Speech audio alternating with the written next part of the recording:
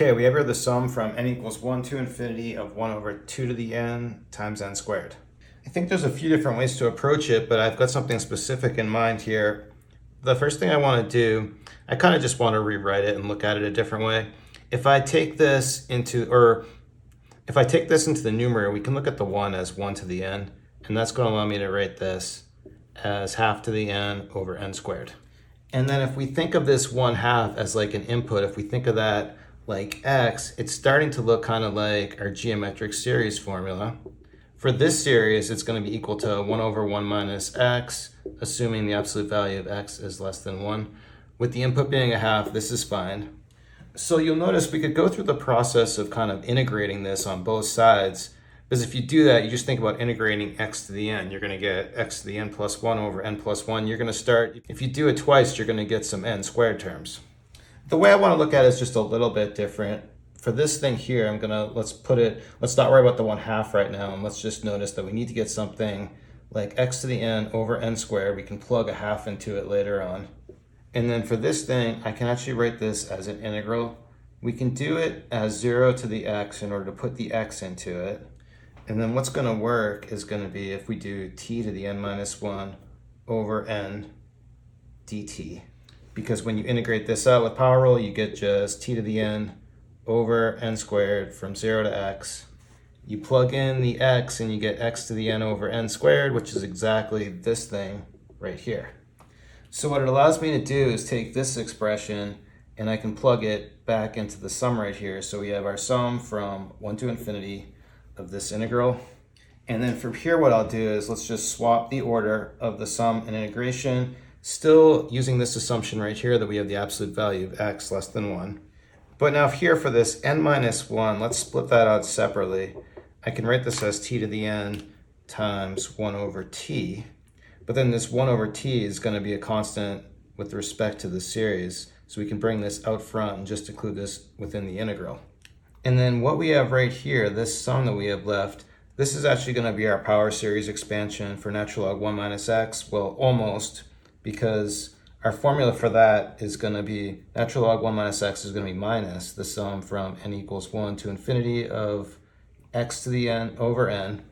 So just multiply by minus 1 on both sides. And what we can do is we can use minus ln 1 minus x, or in this case minus 1, or in this case minus ln 1 minus t, and plug it back in here. So let's see what happens when we do that.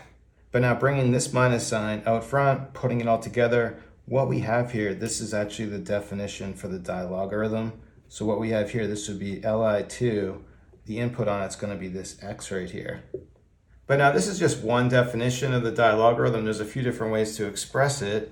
And the other way, we'll take a look at the series expression for this. This is the way we express it in terms of an integral. Or there's actually at least two different ways to express it as an integral. But as a series, the definition for this is going to be the sum from 1 to infinity of x to the n over n squared. But then this thing we have right here, this is actually the thing we started with.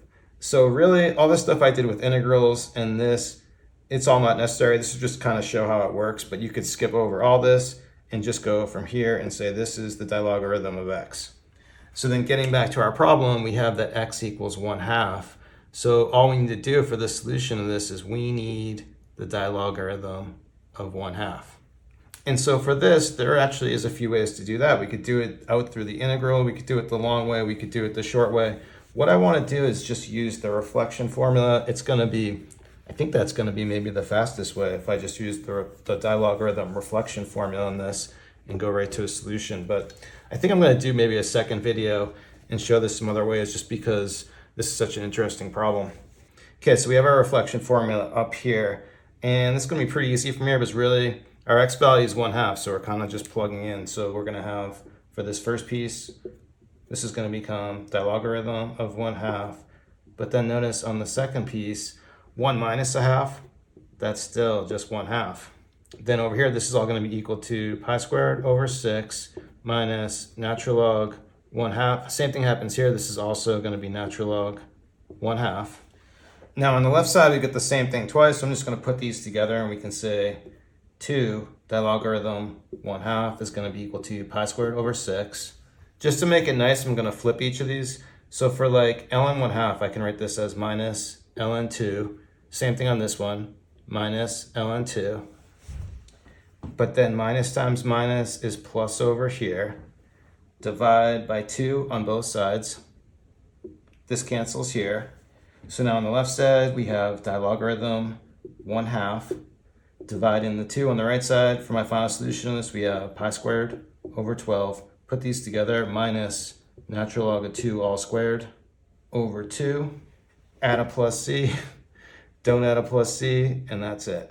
Okay, so it's a pretty nice result. And one thing you'll notice about the dilogarithm, there aren't that many values where you can get a nice closed solution that you can calculate this way. I think there's only 6. No, I think there's 8.